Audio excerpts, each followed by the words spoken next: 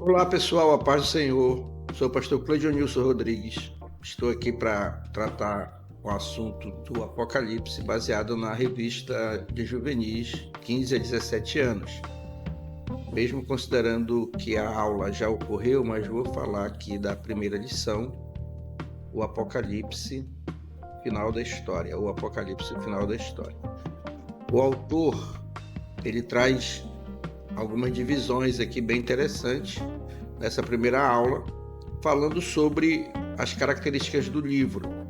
Então, o tema do livro, ou o nome do livro, é Apocalipse, que já tem o significado de revelação, de pôr à luz o que está às escuras, de esclarecer aquilo que não está muito claro.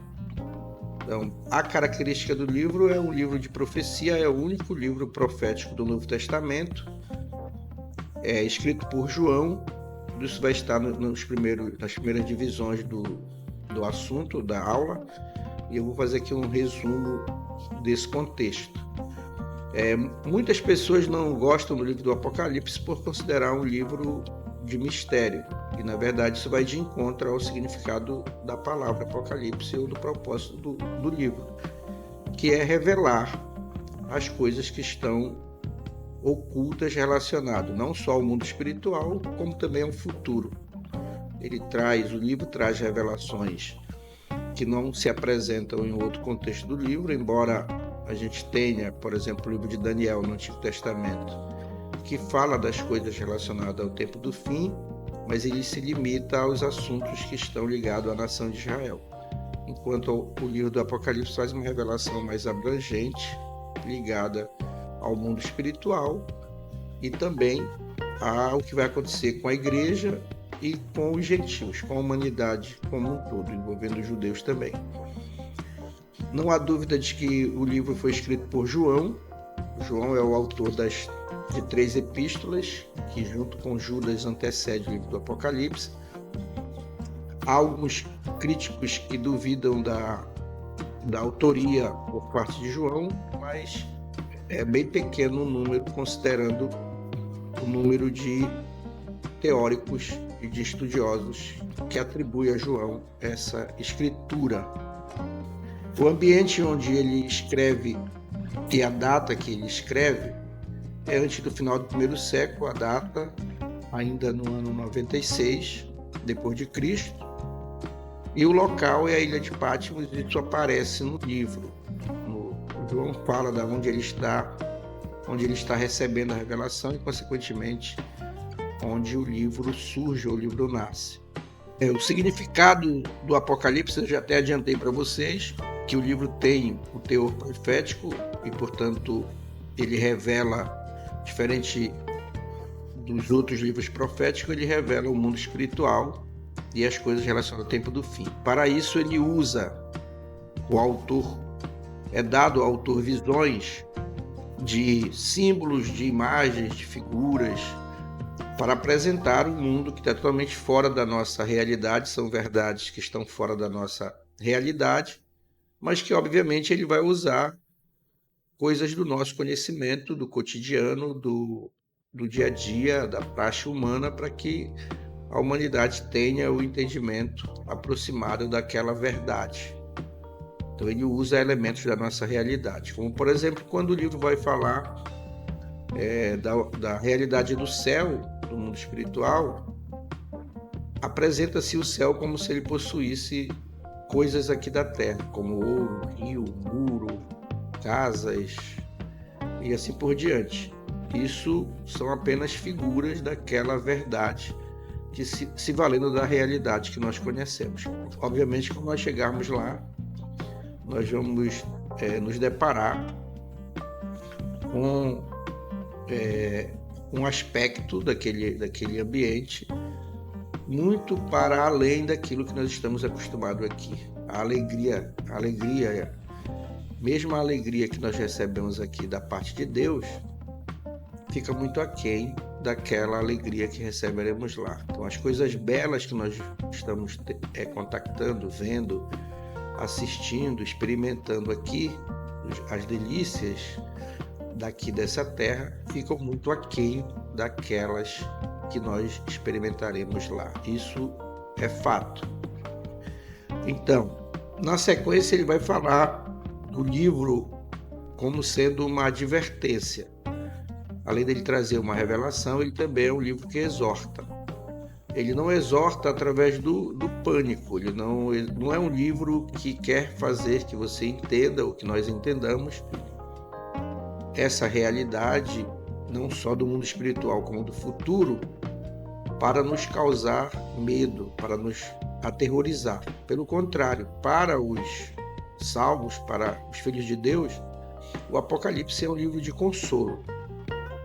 O apóstolo Paulo, quando fala das coisas relacionadas ao fim que está destinado à igreja, ele pede para que os crentes se consolem uns aos outros com essa esperança. Então, o Apocalipse é um livro para trazer esperança, já que nós não necessitaríamos do livro do Apocalipse, considerando seres inteligentes como o ser humano é e, portanto, capaz de fazer análise e chegar a conclusões, nós chegaríamos à conclusão, sem o livro do Apocalipse, que o caos é o que aguarda a humanidade. Então o livro vem ratificar a ideia de que o mundo está caminhando para um fim terrível, mas para os salvos, para os santos, há uma esperança gloriosa. Então é um livro de advertência, como já diz o 2.2 do comentário.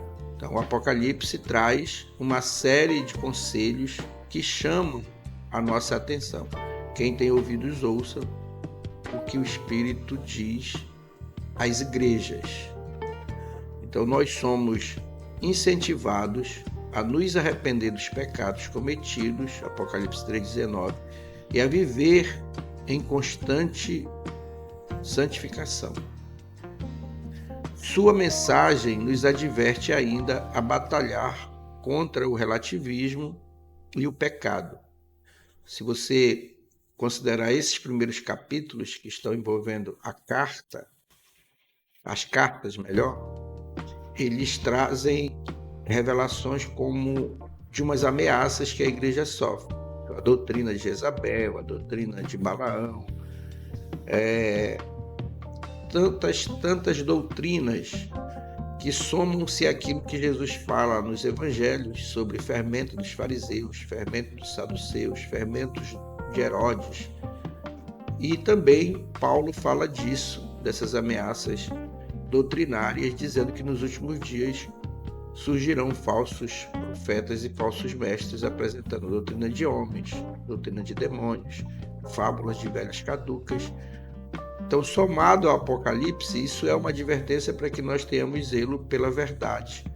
E há uma bem-aventurança apresentada nesse livro para aqueles que ouvem, para aqueles que leem e para aqueles que guardam as coisas que estão escritas neste livro. Então, essa advertência é, no modo geral, para o mundo, para aqueles que terão contato com o livro, mas principalmente para nós e haveremos de herdar a vida eterna. Então é um livro de consolações também, 2.3, por conta dessa promessa que o livro traz para o justo, que não é justo por sua própria justiça, mas que são justificados pela fé em Cristo. Aí o ponto 3 vai falar que Apocalipse é um livro profético do Novo Testamento. O tema do livro, o autor apresenta aqui, o apóstolo João já inicia o livro mostrando o seu tema principal, que é a revelação de Jesus Cristo, da sua glória e incomparável majestade, bem como dos fatos e coisas que hão de acontecer. Então o livro vai revelar em que posição Jesus está, tanto que na abertura dos selos, João, quando percebe que não tem quem abra o livro e o seu selo, João chora e é apresentado Jesus logo em seguida como aquele que foi morto e agora vive. Essas revelações, elas têm origem na Trindade, porque João diz que essa revelação dada às igrejas, ela é da parte daquele que é, que era e que há de vir, é da parte de Jesus, a fiel testemunha, e dos 7 espíritos que estão diante do trono. Então, o que era e o que há de vir nesse texto é o próprio Pai. Jesus, obviamente, é o Filho, e os 7 espíritos é o Espírito Santo, que não existem 7 espíritos santos. Existe um Espírito Santo, o Espírito Santo, que possui 7 manifestações. Então, esse número 7 falam das 7 manifestações do Espírito Santo, que aparece no capítulo 11 de Isaías, do profeta Isaías, capítulo 11, versículo 2. Você pode anotar isso, que talvez ajude no teu entendimento. Lá fala do Espírito do Senhor, Espírito de conhecimento, Espírito de temor. Eu não lembro com precisão aqui, mas é possível que apareça na tela aí para você esse texto, para você perceber esses 7 espíritos. Aí nós temos a divisão do livro. Essa divisão é interessante, porque vai dar um entendimento melhor do propósito do texto. Então, a primeira divisão, ela envolve os versículos, capítulos 1 e 3, que falam das cartas, das 7 cartas enviadas às igrejas da Ásia. Isso está no conteúdo aqui bem especificamente. A segunda divisão vai do capítulo 4 ao 8, versículo 1, que fala da majestade divina e dos 7 selos. A terceira divisão é das 7 trombetas, que vai do capítulo 8.2 ao capítulo 11. As visões da mulher e do dragão, da besta, do cordeiro, dos 3 anjos e do filho do homem, que vai do Apocalipse 12 ao 14.